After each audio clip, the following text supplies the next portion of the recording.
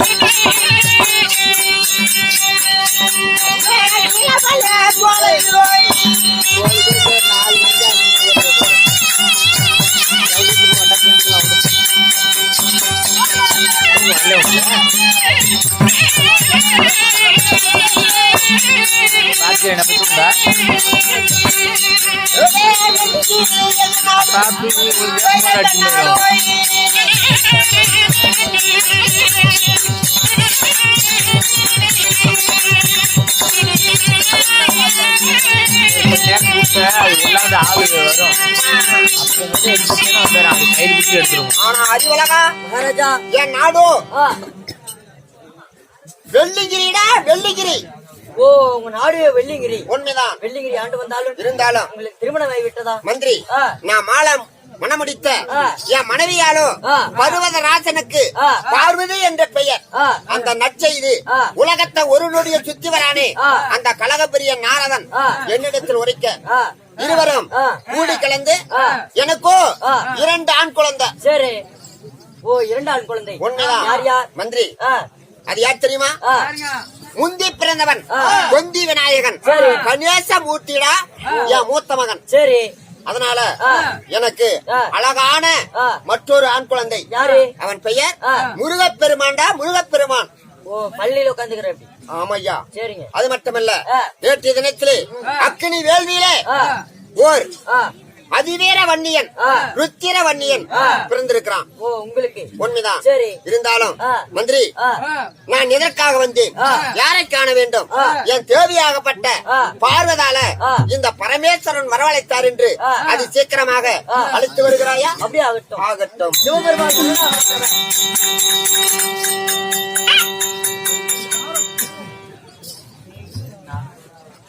அதாவது கைலகிரியா பொறுப்பிடம் ஆண்டு வரக்கூடிய சிவபெரும மன்னனாகப்பட்டவர் தான் மலையாகப்பட்ட உமா பார்வதி சக்தி அளிக்க சக்தி சபை தற்பார்.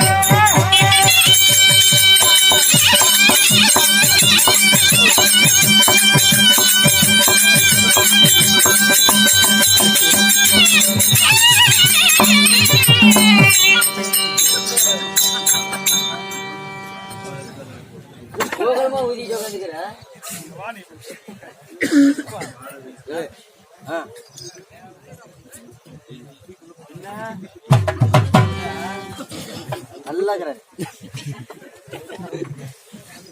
எப்படி பிள்ளை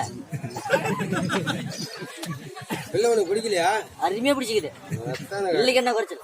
அண்ணா ஓய் பாப்பா, ஓய் பாப்பா.